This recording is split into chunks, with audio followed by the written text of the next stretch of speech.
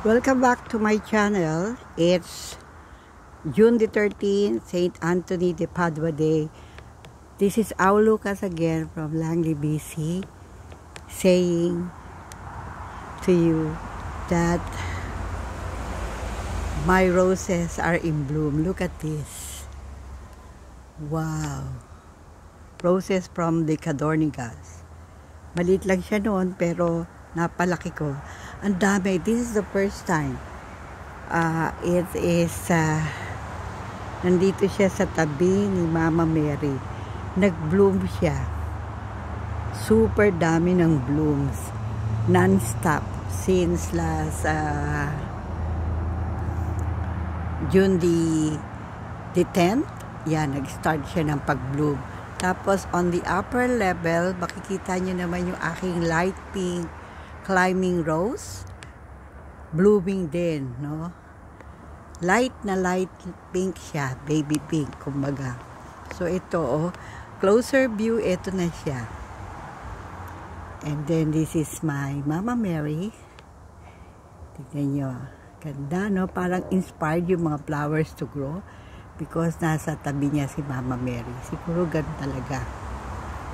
So, a lot of roses. Alam mo, nakakatuwa kasi one by one lumalaki sila. Hindi ito naging ganito kalaki. Even last year, mga 8-10 lang, pero ito talagang bouquet of roses. Ganda, di ba? Tapos, sooner or ito naman yung isa, nag-iisang puti, nandito bumababa.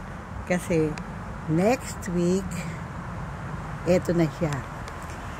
It's not so clear because it's already past 8 in the evening when I took the picture because I could not get down too much yung sunrise, yung light.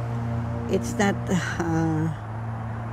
fitted for me since I have migraine pag too much light. So medyo pinababa ko muna yung araw bago ako bumaba.